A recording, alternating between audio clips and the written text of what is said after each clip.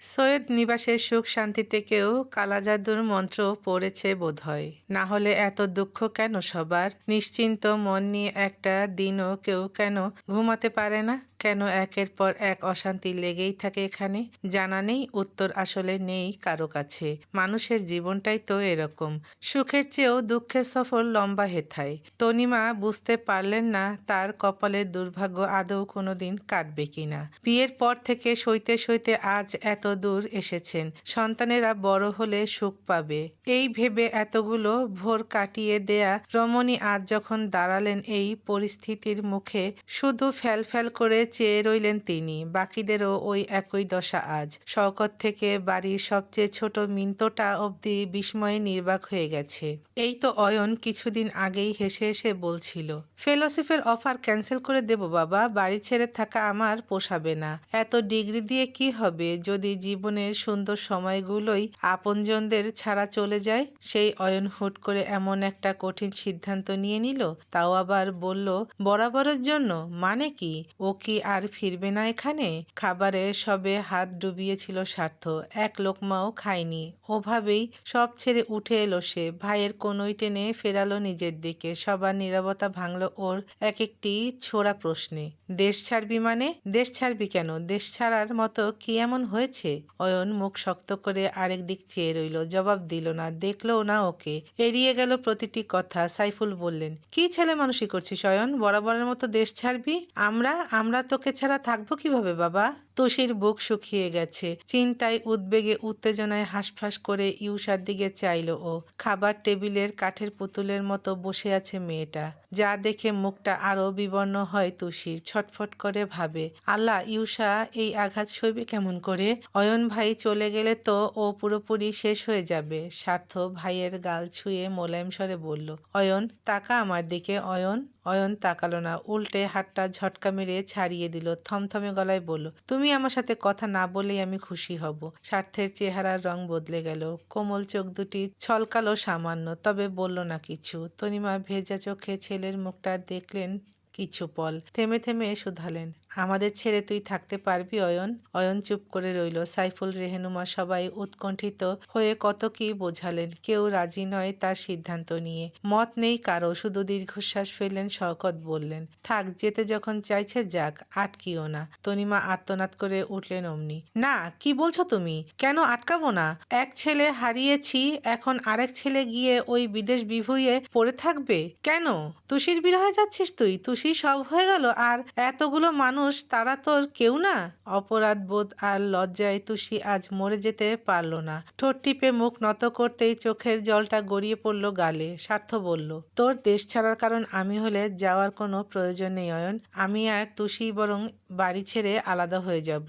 অয়ন হেসে ফেলল এবার, বিদ্রুপ করে বলল, খুব উপকার করবেন আলাদা হয়ে, কিন্তু এত উপকারের আমার কোনো প্রয়োজন নেই। অবশ্য আপনি আর আপনার বউ কি করবেন সেটা আপনাদেরই ব্যাপার। আমার প্রতি এত দরদ না দেখালেও চলবে। আমি ঠিক করেছি যখন যাবই। অয়ন সব ছেড়ে মায়ের কান্নাকাটি মারিয়ে ফের অ্যাপ্রন হাতে তুলে হাঁটা ধরল ঘরে। কি ভেবে থামলো আবার, এক পা পিছিয়ে এসে দাঁড়ালো তুষির সামনে। সবার মাঝেই স্পষ্ট গলায় বলল, আমি খুব করে চাইবো আমাকে ঠকানোর শাস্তিটা আল্লাহ যেন তোমাকে কোনোদিন না দেয়। ঠকবাজদের শাস্তি অনেক ভয়ানক তো, তুমি ছোট মানুষ সইতে পারবে না। তুষির চিবুক যেন বুকে ঢুকে গেল, মাথা তুলে তাকাতে পারল না। এক চোখের পানিটা গাল বেয়ে গলায় নেমে এলো আস্তে। অয়ন চলে যায় শব্দ করে, ফেরে না কারো দিকে। তনিমা দুপা পেছনে ছুটলেন, ডাকলেন অস্থির হয়ে, অয়ন বাবা শোন, শোন বাবা, শোন আমার কথা। অয়ন থামে না। দুদিনেই ছেলেটা কেমন নিষ্ঠুর হয়ে গেল। শওকত আগলে ধরলেন স্ত্রীকে, বুঝিয়ে শুনিয়ে ঘরে নিয়ে চললেন। মিন্টো ছলছল চোখে বাবার কোমর পেঁচিয়ে বলল, অয়ন ভাই চলে যাবে আব্বু? সত্যি চলে যাবে? সাইফুল জবাব দিতে পারলেন না, তবে রেহনুমা ফুঁসে উঠলেন তুষির উপর। গিয়েই নিস্তব্ধ মেয়েটার এক হাত টান মেরে বললেন, এবার মন ভরল মা? এবার শান্তি পেলি? সাইফুল বললেন, আহ, আবার ওকে কেন? বলতে দাও আমাকে। হ্যাঁ রে তুষি, যার সংসার আগে থেকেই টলছিল, দুলছিল তার সংসারটা এবার ডুবিয়েই ছাড়লি তুই? মজা পেলি তো? তুষি মাথা নুইয়ে ফুঁফিয়ে উঠল। স্বার্থ জবাব দিতে চাইল, থামলো ইউষার কথা শুনে। পেছন থেকে ধীরুজ পায়ে হেঁটে এসে দাঁড়ালো মেয়েটা। স্বীকার করলো শান্ত গলায়, তুষি কিছু করেনি মা, তোমার যা বলতে হলে আমাকে বলো। রেনুমা অবাক হয়ে ফিরলেন, চোখে মুখে প্রশ্ন নিয়ে বললেন, তুই কি করেছিস?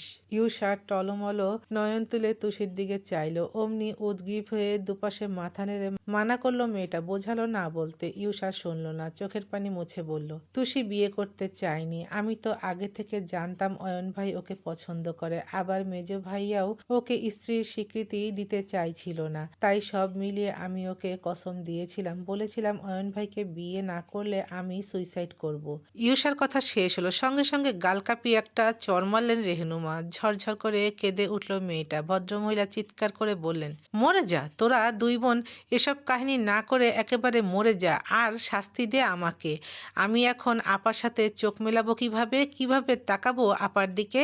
আল্লাহ, তুমি আমাকে এমন সন্তান কেন দিলে যারা আরেকজনের সংসার ভাঙার কারণ হয়? স্বার্থ চোখ বুজে চসূচক শব্দ করলো। একবার তাকাতেই চোখাচোখি হলো তুষির সাথে। নিশ্চুপ তর্কে না জড়ানো মেয়েটা কিছু বলেনি। সোনায়নি শুধু আধভেজা কাতর চোখটা এমনভাবে ফেললো, তাতেই বুক মুচড়ে উঠল স্বার্থর। কাটার মতো খোঁচা লাগলো গায়ে, যেন মনে হলো তুষির এই কাতর দৃষ্টি বলে দিচ্ছে সবকিছুর মূলে আপনি। স্বার্থ আর স্থির থাকতে পারল না দাঁড়াতে। টালমাটাল লম্বা পা টেনে টুনে ঘরে রওনা করলো। সাইফুল পরিস্থিতি থামাতে স্ত্রীকে টেনে নিয়ে গেলেন, মিনতেও রইল না। হাসনা, তুষি আর ইউষা বাদে বসার ঘর শূন্য এখন। আনত ইউষা মুখ মূর্তি বনে থাকে, যার বলার মতো কথা নেই, করার নেই কিছু। হঠাৎ টের পেল কাঁধের ওপর নরম হাতের স্পর্শ। বিষণ্ণ মুখটা তুলে চাইল। তুষি বলল, কেন বলতে গেলে? মানা করেছিলাম। আমাকে বলতো যা বলার। আমার আরো আগে বলা উচিত ছিল, তাহলে তোমাকে এত কথা শুনতে হতো না। আমার কথা শোনার অভ্যাস আছে ইউষা, তোমার তো নেই। ইউষা ফুঁফিয়ে উঠল, যেন বাঁধ ভেঙে কোনো নদীর চর ভেঙে পড়ল পানিতে। তুষি বুঝলো এই কান্না কিসের। অয়নের বিরহ, তার চলে যাওয়ার শোক। কেঁদো না ইউষা, এই কান্নায় সময় নষ্ট। অয়ন ভাইকে আটকাও, যাও। ইউষা তুচ্ছ হাসে, আমি আটকাবো? পরপরই কান্নায় হু হু করে উঠল সে। আমার কপালটা দেখলে তুষি, কিছু পাওয়ার আগেই কেমন তছনছ হয়ে যায়। এতদিন তাও একটু চোখের সামনে দেখতাম, নিঃশ্বাস শুনতে পেতাম, কথা বলতে পারতাম, এখন নাকি তাও হবে না। অয়ন ভাই চলে যাবেন তুষি, আমি ওনাকে না দেখে বাঁচতে পারবো বলো? ইউষা, ভেঙে পড়ো না, তোমার অয়ন ভাইকে আটকাতে হবে, এই ক্ষমতা আমার নেই। আছে, ভালোবাসো না ওনাকে, সেই ভালোবাসার জোর দিয়ে আটকাতে হবে, না হলে বুঝবে তোমার ভালোবাসায় কোনো দমই নেই। যাও, চোখের জল না ফেলে গিয়ে বোঝাও ওনাকে। ইউষার মৃত বুক আশায় ভরল একটু, ফিরল আলো নয়নে। কান্না থামিয়ে চেয়ে রইল সে। তুষি চোখ দিয়ে আশ্বাস দেয়, যেতে বলে। তুরন্ত ভেজা গাল মুছে দুরন্ত পাখির ন্যায় সিঁড়ির দিকে ছুটল মেয়েটা। হাসনা খুব অবাক হয়ে বললেন, অয়ন ভাইরে পছন্দ করে? অয়ন ভাই জানে কথাটা? তুষি দীর্ঘশ্বাস ফেলে জানালো, না। হাসনা কাঁধে হাত রাখলেন, মায়ের কথায় মন খারাপ করছস বু?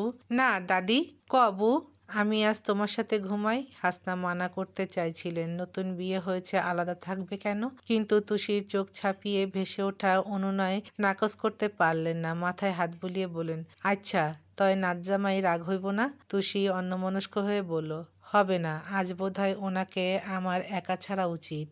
অয়নের ঘরের দরজা বন্ধ। ইউষা উদগ্রীব হয়ে ধাক্কা দিয়ে ডাকলো, অয়ন ভাই, অয়ন ভাই। ওপাশ থেকে উত্তর এলো না। দরজায় কপাল ঠেকিয়ে হু হু করে কেঁদে উঠল মেয়েটা। করুণ সুরে বলল, অয়ন ভাই, সাড়া দাও না, খোলো না দরজাটা। অয়ন এলো কি? না হলে ইউষার বুকের গতিটা এমন বাড়ল কেন হঠাৎ? মনে হলো এক অদ্ভুতুরে ছন্দে ও অয়নকে অনুভব করতে পারছে, যেন দরজা ঠিক ওই পারেই দাঁড়িয়ে আছে মানুষটা। ইউষার ব্যাকুল চিত্ত আরো আনচান করে ওঠে। হড়বড়িয়ে বলে, অয়ন ভাই, অয়ন ভাই, শুনছো? ও অয়ন ভাই। এক সেকেন্ড পার হয়, ঠান্ডা হাওয়ায় ছুটে আসে জবাব, কি বলবি ইউষা? ওই নিষ্প্রভ স্বরে ইউষার গায়ে কাটা দিল, বুকের ছটফটানো বাড়ল, সেই সাথে মুখটা ঝলকালো একটু। অয়ন ভাই সাড়া দিয়েছে, শশব্যস্ত বলল, কেন যাবে আমাদের ছেড়ে? হৃদয়ের কোণ বা গলার স্বরে বেজে পড়ল একটা কথা, আমাদের ছেড়ে। এটুকু বলতে পারল না বেচারি। অয়ন উত্তর দেয়, এই ব্যাপারে আমি কোনো কথা বলতে চাই না। অয়ন ভাই, এমন করো না, যেও না প্লিজ। বাচ্চামো না করে ঘরে যাই উষা। বড় মার কথাটা অন্তত ভাবো। যেও না অয়ন ভাই, আমি তোমার পায়ে পড়ি। ঘরে যেতে বলেছি উষা, ডোন্ট ডিস্টার্ব মি। কঠোর স্বরে ইউষার চোখে বিদ্যুৎ খেলে যায়। শুধায় কেমন করে, আমি তোমায় বিরক্ত করছি? মুখের ওপর জবাব দিল অয়ন, হ্যাঁ, তুমি তো এমন পাথর ছিলে না অয়ন ভাই। তুই যা এখান থেকে। একবার দরজাটা খোলো না। ধমকে উঠল অয়ন, তোকে যেতে বলেছি না? এক ধমকে ইউষার বুক কেঁপে উঠল। পরপর চোখ দুটো ভেসে গেল জলে। ভেতরটা ধসে পড়ল অসহায়ত্ব আর উপায়হীনতায়। এখন হাত কামড়ালেও যেন আর কোনো পথ নেই। সব ও ডুবিয়েছে। কেন ও বলে দেয়নি? অয়ন ভাই, তুষি মেজো ভাইয়াকে ভালোবাসে। তুমি এখানেই থেমে যাও। কেন ও আটকায়নি তাকে? কেন ও তুষিকে মিথ্যে বলে বলে রাজি করালো? কেনর ভিড়েই আজ তলিয়ে গেল ইউষা, হারিয়ে গেল বেদনায়। দরজা ঘেঁষে ধপ করে মেঝেতে বসে পড়ল, পিঠ রাখলো সেখানে। তারপর কিছু সময় কাটলো। সৈয়দ ঘর নিস্তব্ধ হলো পুরোপুরি। ইউষার ফোফানোর শব্দ যখন কমে আসবে কানে এলো খুব কাছে বেজে ওঠা গিটারের শব্দ।